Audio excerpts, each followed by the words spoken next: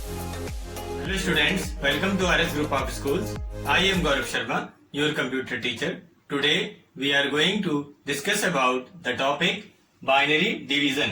आज हम आपको बाइनरी में डिवीजन करना बताएंगे, बाइनरी भाग के बारे में बताएंगे, ठीक है। इसके पहले हम लोगों ने बाइनरी अर्थमेटिक टॉपिक पढ़ा था, उसमें आपको बताया गया है कि बाइनरी में एडिशन कैसे करते हैं, सब्सट्रैक्शन कैसे करते हैं, मल्टीप्लिकेशन कैसे करते हैं, और आज आपको बताया जाएगा कि डिवीजन कैसे करते हैं, ठीक है।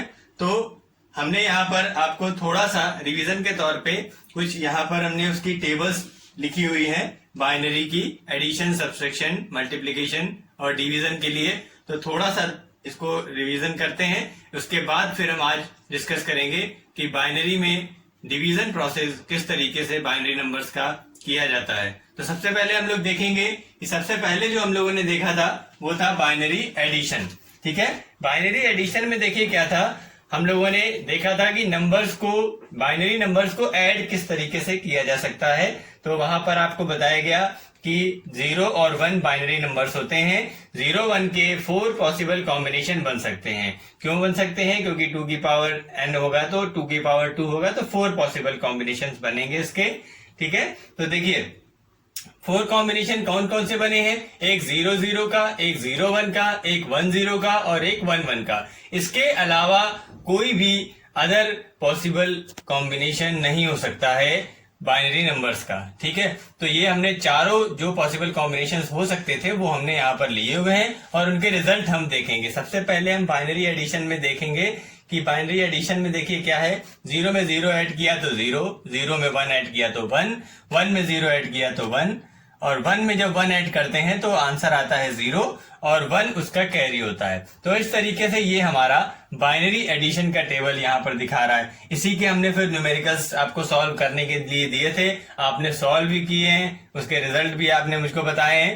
तो उसमें आपको कोई जो भी कंफ्यूजन था वो आपका क्लियर हो चुका है, डाउट्स भी क्लियर हो चुके हैं। तो इसलिए कुछ बच्चों को कंफ्यूजन था, इसलिए मैंने इसको दोबारा से यहाँ पर रिपीट करके बताया जा रहा है कि किस तरीके से ये बाइनरी की एडिशन की टेबल होती है।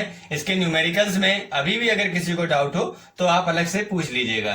तो ये बाइनरी एडिशन के लिए है। अब हम बात करेंगे बाइनरी सब्सट्रैक्शन की। तो बाइनरी सब्सट्रैक्शन में देखिए क्या होता है, वही पॉसिबल कॉम्बिनेशंस यहाँ पर भी हैं, 0 0 का, 1 0 का, 1 1 का और 0 1 का। तो देखिए 0 में 0 माइनस करेंगे तो 0 आएगा, 1 में 0 माइनस करेंगे तो 1 आएगा, 1 में 1 माइनस किया जाएगा तो 0 आएगा। यहां तक कोई डाउट नहीं है।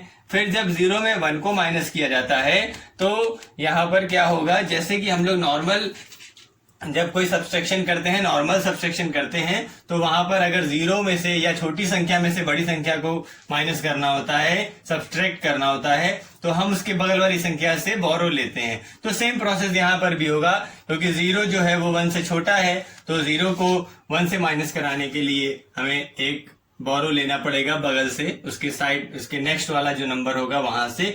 जब वो उसको बोरो कर देगा तो उससे क्या होगा कि हमारा ये जो 0 होगा वो 1 0 बन जाएगा, मीन्स 10 बन जाएगा, और 10 में से 1 जाएगा तो 1 बचेगा। तो वो साथ में एक बोरो भी इसमें जो है वो ऐड हो जाएगा, मतलब कि इसके साथ में एक बोरो हो जाएगा इसके लिए, ठीक है। तो ये प्रोसेस हो जाएगी हमारी बाइनरी सब्सट्रैक्शन की। इसी तरीके से बाइनरी मल्टीप्लिकेशन में देखिए आपको क्या बताया गया था। बाइनरी मल्टीप्लिकेशन में भी वही 4 पॉसिबल कॉम्बिनेशंस यहाँ पर लिखे हुए हैं। उनका मल्टीप्लिकेशन जो है वो बिल्कुल सेम, बाइनरी में मल्टीप्लिकेशन प्रोसेस जो है वो बिल्कुल नॉर्मल मल्टीप्लिकेशन प्रोसेस की तरह होता है, उसमें कुछ भी नया नहीं है। देखिए 0 में 0 मल्टीप्लाई किया तो 0, 0 में 1 किया तो भी 0, 1 में 0 किया तो 0, और जब 1 में 1 का मल्टीप्लाई किया तो 1 आया। तो देखिए किसी भी नंबर में अगर हम 0 का मल्टीप्लाई करते हैं तो हमेशा रिजल्ट हमारा 0 ही आता है, ठीक है। ये चीज आपको हमेशा याद रखनी है कि 0 का मल्टीप्लाई अगर किसी भी नंबर में आपने कर दिया तो वो ऑलवेज आपको 0 रिजल्ट देगा। देखिए 0 में 0 तो 0 है ही, साथ ही साथ 1 में 0 में 1 किया तो भी 0, और 1 में 0 किया तो भी 0, और जब 1 में 1 किया तब 1 आया, ठीक है। बाइनरी मल्टीप्लिकेशन में आपको याद दिला दें कि ये बताया गया था कि जब बाइनरी मल्टीप्लिकेशन किया जाएगा तो आपको 2 चीजें आना जरूरी है। एक तो मल्टीप्लिकेशन की प्रोसेस तो आनी चाहिए, साथ ही साथ में आपको एडिशन के बारे में भी जब क्वेश्चन एडिशन का आप क्वेश्चन सॉल्व कर लेते होंगे तभी मल्टीप्लिकेशन का आप पूरा क्वेश्चन सॉल्व कर पाएंगे। क्यों? क्योंकि जब नंबर्स का मल्टीप्लिकेशन किया जाता है तो लास्ट में जो लाइंस उसकी आती हैं उनको ऐड भी करना पड़ता है, तब उसका फाइनल रिजल्ट निकल के आता है। तो बाइनरी मल्टीप्लिकेशन आपको सॉल्व करने के लिए एडिशन आना मस्ट है। ठीक है, तो इस तरीके से हमारा ये बाइनरी का मल्टीप्लिकेशन हो गया।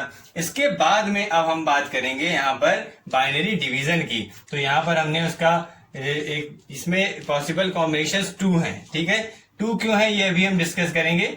जो है अभी उसके बारे में हम आपको बता दे रहे हैं कि 0 और 1 का अगर हम डिवीजन करते हैं तो हमारा रिजल्ट आता है 0 और 1 में 1 का करते हैं तो रिजल्ट आता है 1। अब इसके अलावा जो अदर पॉसिबल कॉम्बिनेशंस हैं वो क्यों नहीं लिए गए और इनसे ये रिजल्ट क्यों आ रहा है उसके बारे में अभी डिस्कस करेंगे हम। और फिर उसके बाद में हम आज इसके न्यूमेरिकल्स भी देखेंगे कि किस तरीके से इसके न्यूमेरिकल्स हम सॉल्व करेंगे। और सॉल्व करने के बाद में जैसे कि हमने इन तीनों की प्रोसेस करने के बाद में क्वेश्चन सॉल्व करने के बाद में आपको इनके सॉल्यूशंस भी मींस उत्तर की जांच करना भी बताया है, आंसर चेक करना बताया है। सेम प्रोसेस यहाँ पे भी हम लोग करेंगे। क्वेश्चन सॉल्व करने के बाद में इसके उत्तर की जांच करेंगे और आपको बताएंगे कि जो हमने क्वेश्चंस किए हैं वो बिल्कुल सही हैं। तो चलिए डिवीजन किस तरीके से हम करते हैं।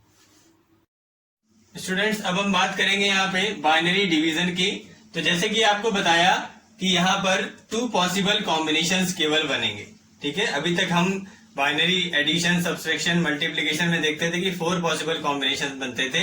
यहाँ पर हमें दिख रहे हैं कि ओनली 2 कॉम्बिनेशंस बनेंगे। ये जो है ये हमारा कॉम्बिनेशन बाइनरी डिवीजन के टर्म में नहीं बनता है। ठीक है, तो आपको बताया गया कि 0 और 1 का अगर डिवीजन करेंगे तो हमारा आंसर आता है 0। 1 में 1 का करेंगे तो आंसर आएगा 1। अगर हम 1 और 0 का डिवीजन करते हैं, ठीक है, तो आंसर जो होगा वो अनडिफाइंड रहेगा, अपरिभाषित रहेगा, कोई वैल्यू नहीं आएगी। इसको हम इनफाइनाइट भी बोल सकते हैं यहाँ पर। तो ये जो है ये हमारे लिए एक रॉन्ग हो जाएगा, रॉन्ग मेथड के रूप में रहेगा। इसलिए इस टाइप का कोई मेथड आपको नहीं आएगा एग्जाम में, ना ऐसा कोई क्वेश्चन आपके लिए होगा। अगर आया तो वो रॉन्ग होगा। ठीक है, तो हमें इसका क्वेश्चन सॉल्व नहीं करना है। जो भी क्वेश्चंस आएंगे उनमें जो नंबर्स हमारे पास होंगे उनका पैटर्न हमारा कुछ इस टाइप का होगा, 0/1 या 1/1 का। ठीक है, तो अब हम इसके न्यूमेरिकल्स को देखेंगे और उसको सॉल्व करेंगे और फिर उसका रिजल्ट देखते हैं कि कैसे रिजल्ट निकालना है। तो स्टूडेंट देखिए यहाँ पर क्वेश्चन लिखा हुआ है, ये हमारा डिविडेंड है और ये कहलाता है डिवीजर। ठीक है, डिविडेंड मतलब कि जिसमें भाग देना है और डिवीजर मीन जिससे भाग देना है। ठीक है, तो अब हमको 1100 में 100 से भाग देना है। जो भी यहाँ पर रिजल्ट आएगा वो हमारा कोशिएंट कहलाएगा, जिसको हम भागफल कहते हैं। और जो लास्ट में जो हमारा बचेगा वो कहलाता है शेषफल, जिसको हम लोग रिमाइंडर भी बोलते हैं। ठीक है, तो अब हम इसको सॉल्व करने का तरीका देखेंगे कि किस तरीके से इसको सॉल्व किया जाता है। देखिए यहाँ पर नॉर्मल जैसे हम लोग डिवाइड करते हैं वैसे ही चलना है, बस यहाँ पर नंबर्स को ध्यान रखते हुए काम करना है। देखिए 100 है और पहले हमारे यहाँ पर 3 डिजिट्स हैं तो हम 3 यहाँ पर लेके चलेंगे। तो 3 है 100 और यहाँ हमारे पास है 110। तो एक बार ये जा सकता है क्योंकि ये संख्या बड़ी है और ये संख्या छोटी है। इसको हम लोग जब अभी आंसर चेक करेंगे तो वहां से भी कंफर्म हो जाएगा कि कौन सी संख्या बड़ी थी कौन सी छोटी। ठीक है, तो देखिए 1 टाइम जैसे ये जाएगा तो यहाँ पर एज इट इज यहाँ पर लिख करके आएगा 100। ठीक, अब 100 आया तो 1 ये क्रॉस हो गया, यहाँ पर ये हो गया 1 और ये 0 और ये वाला 0 नीचे आ जाएगा तो ये हो गया 0। ठीक है, इस तरीके से हमको फिर से दोबारा क्या मिल गया 100। यहाँ पर भी हमारे पास है 100।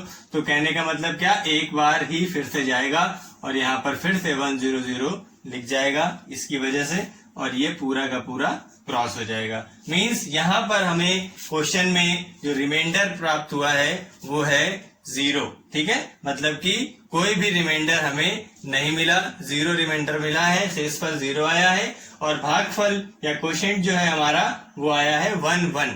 ठीक है, अब ये हमें क्वेश्चन दिया गया था, सिंपल क्वेश्चन था ये, इसको हमने सॉल्व किया। अब बात वही आएगी कि क्या ये क्वेश्चन हमारा सही है, सही सॉल्व किया है कि नहीं, क्योंकि नॉर्मल डिवीजन होता है तो अगर सिंपल क्वेश्चन है तो देख के हमें समझ में आ जाता है कि हमने सही सॉल्व किया या नहीं। लेकिन यहाँ पर बाइनरी की बात चल रही है, हो सकता है कि कंफ्यूजन हो रहा हो, ठीक है, या इससे अभी टफ क्वेश्चंस भी आएंगे, वहां तो 100% कंफ्यूजन होने के चांसेस रहते हैं कि हो सकता है कि हमारा आंसर सही आया भी है या नहीं आया है। तो उसके लिए हमारे पास ऑप्शन है जो आपको बताया गया है क्या, कि हम उत्तर की जांच कर सकते हैं, मीन्स हम अपने आंसर्स को चेक कर सकते हैं। तो देखिए चेक करने का तरीका अब हम लोग देखेंगे कि चेक कैसे करना है। चेक करने के लिए हम लोग उसी अपने मेथड में आ जाएंगे, 8 4 2 1 लिखेंगे, जो क्वेश्चन दिया है उसको लिखेंगे। यहाँ पे क्वेश्चन क्या दिया था, 1 1 0 0, किससे भाग देना है, 1 0 0। पहले इसका आंसर निकाल लेंगे, तो क्या हो जाएगा, 8 + 4 हो जाएगा। यहाँ पर ये आपको आता है कैसे करना है, 8 + 4 हो जाएगा हमारा क्या, 12, ठीक है। अब इसी तरीके से ये इसको देखेंगे, 1 0 0, तो 1 0 0 में केवल 4 है, तो इससे क्या आएगा, 4। अब कहने का मतलब क्या हुआ कि ये जो वैल्यू है ये है हमारी 4 और ये जो वैल्यू है ये है हमारी 12, ठीक है। तो अब हमें क्या करना है यहाँ पर, अब देखिए ये चीज हम फिर से लिख रहे हैं, यहाँ पर हमने लिख दिया 12, यहाँ पे लिख दिया 4। अब हमें 4 से डिवाइड करना है 12 में, ठीक है। तो अब ये तो आप नॉर्मली कर लेंगे, कितनी बार जाएगा, 3 टाइम्स ये जाएगा, ये पूरा पूरा यहाँ पे कैंसिल हो जाएगा। तो देखिए एक चीज तो चेक हो गई कि शेषफल हमारे इस क्वेश्चन का 0 आ रहा है, क्रॉस लगा हुआ है, यहाँ पर भी क्रॉस लगा है, मीन शेषफल 0 आया, ठीक है।